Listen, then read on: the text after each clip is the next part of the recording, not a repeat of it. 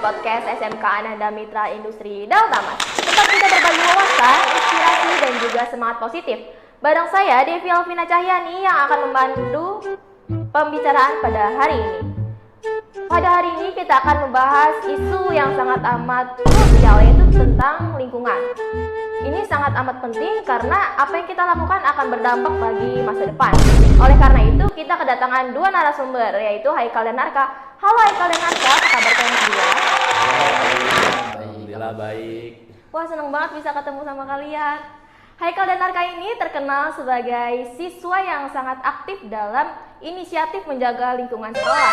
Oleh karena itu, ayo kita langsung aja ke pembahasannya.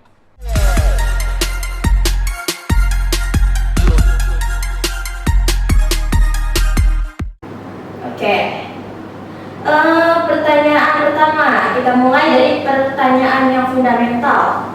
Menurut kalian, kenapa sih menjaga lingkungan itu penting banget buat kita, terutama sebagai pelajar yang akan menjadi pemimpin masa depan? Dimulai dari Haikal terlebih dahulu. Oke, terima kasih Kak Devi. Saya rasa menjaga lingkungan itu sangat penting sekali dan sangat baik sekali. Soalnya ini tentang masa depan. Kalau misalnya lingkungan kita rusak, itu sangat berdampak sekali bagi kita semua. Gitu. Menurut Kak Arka gimana? Benar yang diucapkan oleh Kak Haikal. Menjaga lingkungan itu sangatlah penting.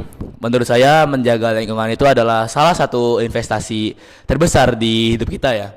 Kenapa investasi terbesar? Karena dengan kita menjaga lingkungan ini, kita tuh bisa menjaga udara. Udara ini bisa menjadi bersih dan tidak banyak asap-asap debu seperti itu. Lalu yang kedua, kita bisa menjaga airnya menjadi lebih bersih dan tidak keruh agar lebih sehat untuk kita diri sendiri dan orang lain juga. Menurut saya itu sih Kak Devi. Oke, terima kasih.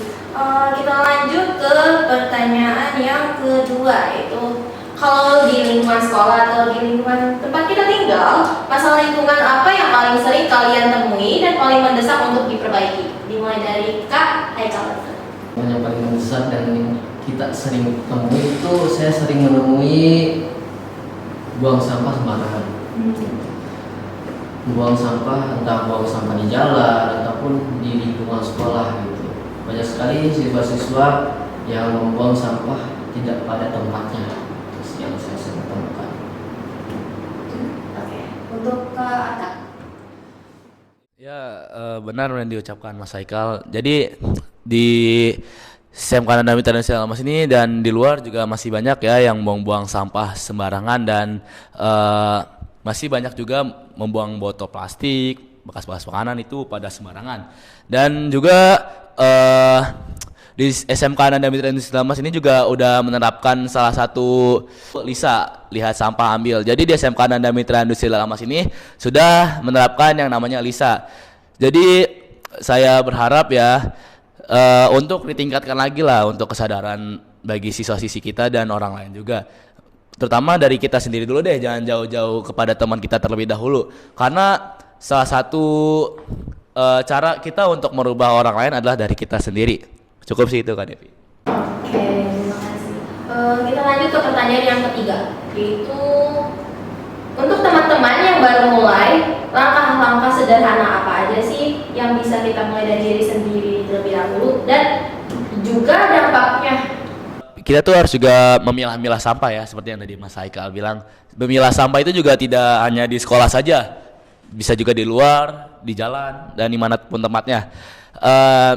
Bijaklah memilah sampah, karena seperti yang tadi Mas Haikal bilang, tempat sampah itu ada bermacam-macam. Ada yang untuk B3, ada yang untuk organik dan anorganik.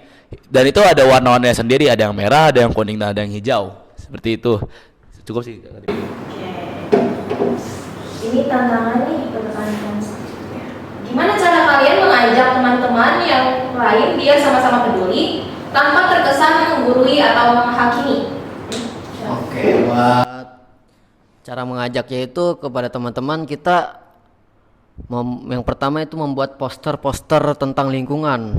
Nah, itu yang pertama Kak Devi, membuat poster-poster lingkungan. Terus yang kedua kita membuat video yang sekreatif mungkin tentang lingkungan untuk menjaga para pemuda ataupun orang lain untuk melestarikan dan menjaga lingkungan gitu.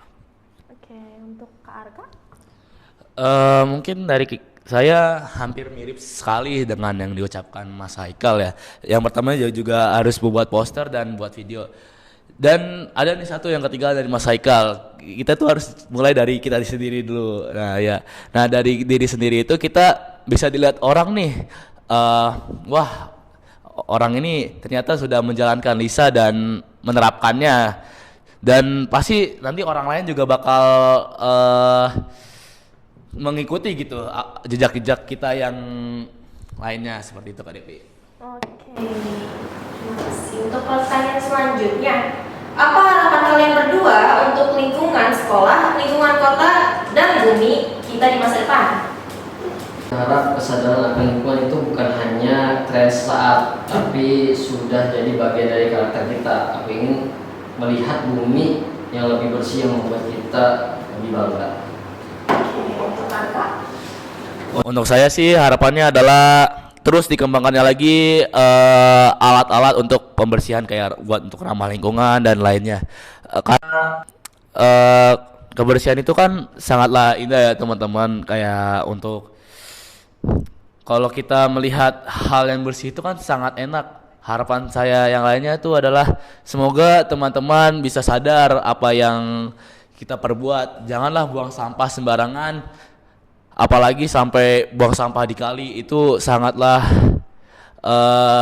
membahayakan ya. Kalau kita membuang sampah di kali atau di sungai-sungai seperti itu akan menyebabkan banjir dan sebagainya. Mungkin cukup itu. Ada satu pertanyaan lagi nih. Kenapa kita harus memilah sampah botol plastik? Menurut Kak Haikal? Kenapa kita harus memilah sampah botol plastik? Karena sampah botol plastik ini itu terurainya bisa sampai ratusan tahun, itu lama terurainya.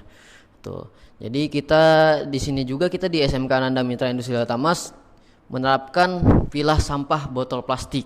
Itu sudah terjalan mungkin dari tahun 2023 mungkin. 2023 itu sudah program itu sudah terjalan dan kita lakukan itu agar sampah botol plastik ini bisa didaur ulang kembali itu Kak Devi. Menurut Kak Arka? Ya sama sih, sama seperti yang Haikal bilang tadi. Karena kalau kita pintar memilah dan mengelola suatu barang seperti botol plastik seperti itu bisa membuat cuan untuk diri kita sendiri. Karena lumayan juga untungnya dari penjualan botol bekas, dan misalkan kalau kita mempunyai ide-ide suatu kreativitas itu bisa banget nih dibuatin alat-alat seperti mainan, pot bunga seperti itu. Cukup Kak Didi. Oke, terima kasih. Wah, nggak terasa ya waktunya udah selesai. Terima kasih banyak untuk Kak Haikal dan Arka untuk wawasan dan juga semangat aksinya. Terima kasih sudah menonton podcast pada hari ini. Jangan lupa like, komen, subscribe, dan juga share kepada keluarga ataupun